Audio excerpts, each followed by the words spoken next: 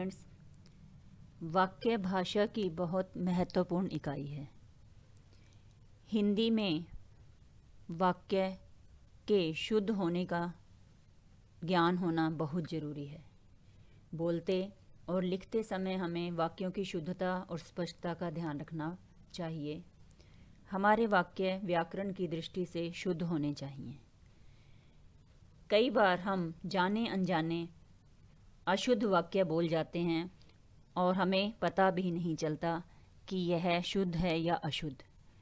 जैसे हम कह देते हैं कि नौकर आटा पिसवाने जा रहा है, जबकि हमें पता है कि आटा अगर पिसा होता तो उसे पिसवाने किस लिए जाना था। हमें यह कहना चाहिए कि नौकर गेहूं पिसवाने जा रहा है। इसी प्रकार ये दूसरा उदाहरण देखिए कि खरगोश को काट कर गाजर खिलाएं। बच्चों, खरगोश को काट कर गाजर कैसे खिलाएंगे, जबकि हमें तो गाजर को काटना है।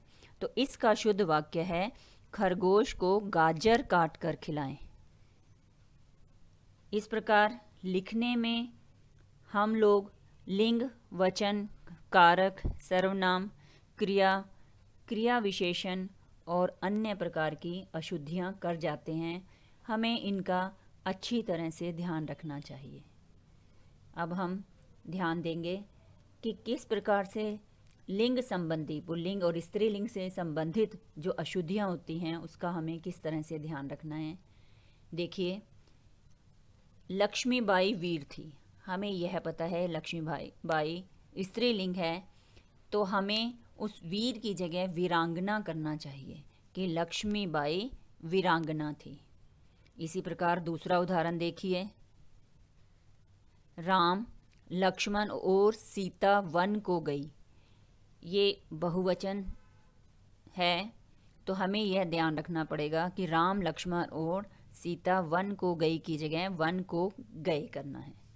हमारी अध्यापिका जी विद्वान है, तो अध्यापिका स्त्रीलिंग शब्द है, तो स्त्रीलिंग में विद्वान का विदुषी होता है, तो हमारा शुद्ध वाक्य होगा हमारी अध्यापिका जी विदुषी हैं।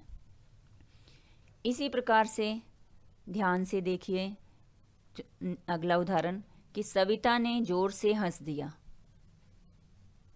इसका शुद्ध रूप है सविता जोर से हंस दी। उसने संतोष की सांस ली। यह वाक्य ध्यान से देखिए कि ये संतोष के लिए की आना चाहिए, जबकि ये जो अशुद्ध वाक्य हम कई बार लिख देते हैं, उसने संतोष का सांस ली, तो यह अशुद्ध है, और जबकि शुद्ध है उसने संतोष की सांस ली।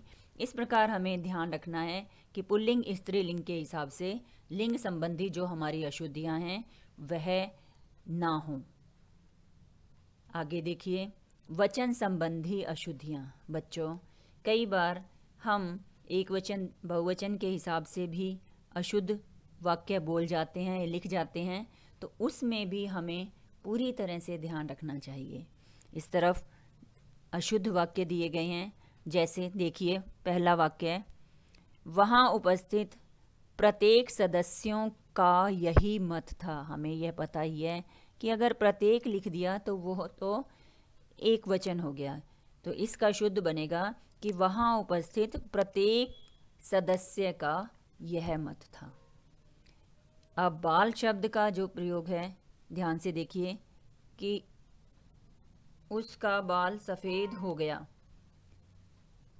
अब एक ही बाल की बात नहीं है, तो इसका शुद्ध रूप होना चाहिए था, ये देखिए, उसके आना चाहिए था, उसके बाल सफ़ेद हो गए।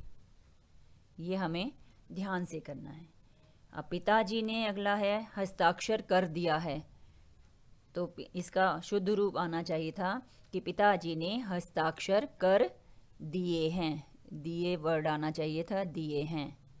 ठीक है, तो ये हमें पूरी तरह से ध्यान रखना है। अब अगला उदाहरण देखिए, महाभारत 18 दिनों तक चलता रहा। अब 18 दिनों की जरूरत नहीं है, यहाँ पर शुद्ध रूप इसका है कि महाभारत 18 दिन चलता रहा। अगला देखिए, उसने अनेकों ग्रंथ लिखे। अनेक जो शब्द है ये हमेशा एक वचन में प्रयोग होता है, तो इसका शुद्ध रूप है उसने अनेक ग्रंथ लिखे। अगला है बच्चों कारक से संबंधित अशुद्धियाँ। जो कर्ता कारक, कर्म कारक, करण कारक, इस तरह से जो हमारे कारक हैं उससे संबंधित अशुद्धियाँ भी हम कर देते हैं कई बार। ध्यान से देखिए कि मोहित खाना खा लिया है। अब ये मोहित खाना खा लिया है, अब इसमें कारक का प्रयोग भी करना था। कर्ता है मोहित, तो मोहित का कर्ता के साथ हमें यहाँ ने लगाना था कि मोहित ने खाना खा लिया है। यह तस्वीर 10 रुपये से खरीदी है।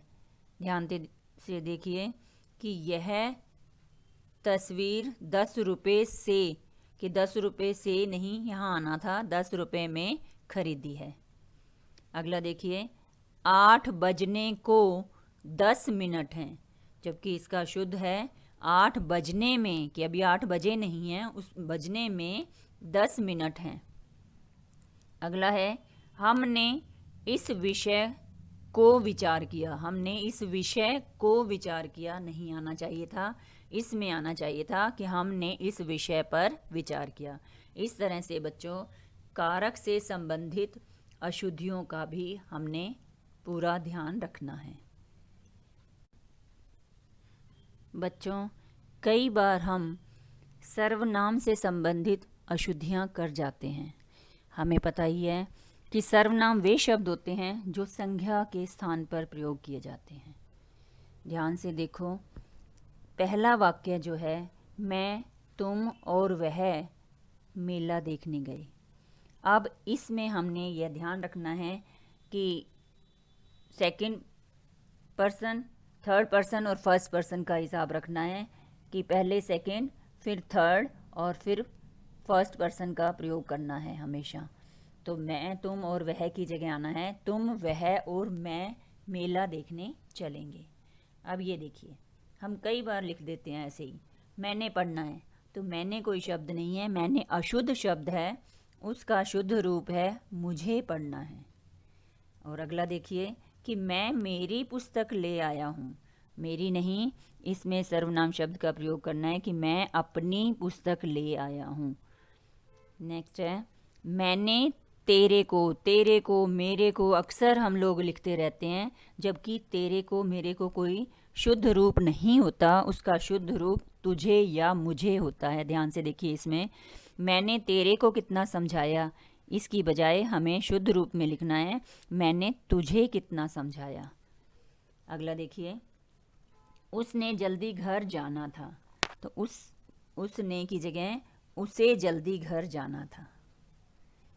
वह लोग जा रहे हैं, अब यहाँ ये वह पीछे हमारा रहे हैं है, तो हमें ये ध्यान रखना है वे आना चाहिए बहुवचन में कि वे लोग घर जा रहे हैं। इस प्रकार हमें सर्वनाम संबंधी अशुद्धियों का पूरी तरह से ध्यान रखना है। आगे है बच्चों क्रिया संबंधी अशुद्धियाँ।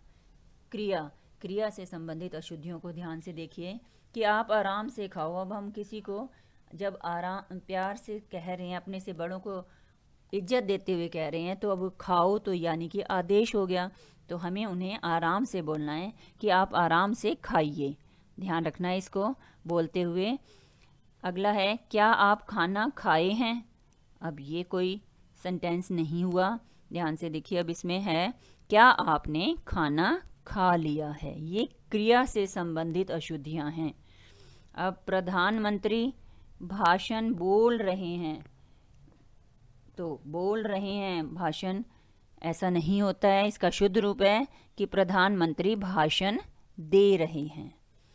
नेक्स्ट है क्या यह संभव हो सकता है, तो संभव हो सकता है, तो इसका सिंपल और शुद्ध रूप है क्या यह संभव है, हो सकता है संभव के बीच में ही इंक्लूड है, तो ध्यान से हमने लिखना है कि क्या यह संभव है।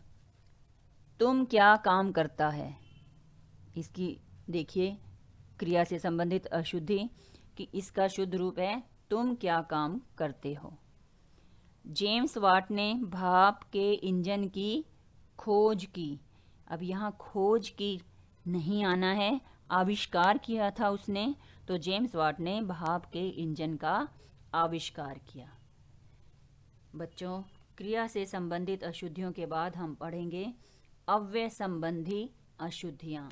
अव्यय यानी कि ऐसे शब्द जो कभी भी बदलते नहीं हैं।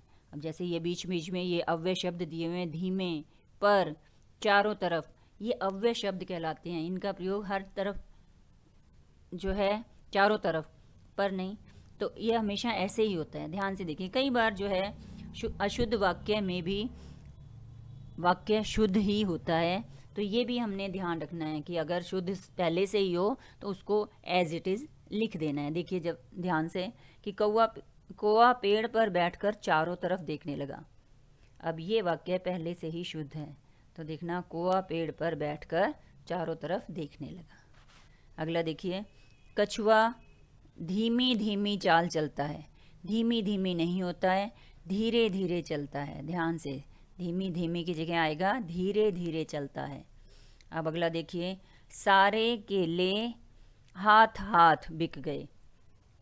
ये अशुद्ध रूप है, इसका शुद्ध रूप है सारे केले हाथों हाथ बिक गए। तो ये हमने अक्सर पढ़ा हुआ है, हाथों हाथ, रातों रात, तो इस तरह के शब्दों का प्रयोग होता है, ध्यान से हमने करना है। वह कमर कसा बैठा है, तो देखिए इसमें अशुद्धि कि वह कमर कसे बैठा है।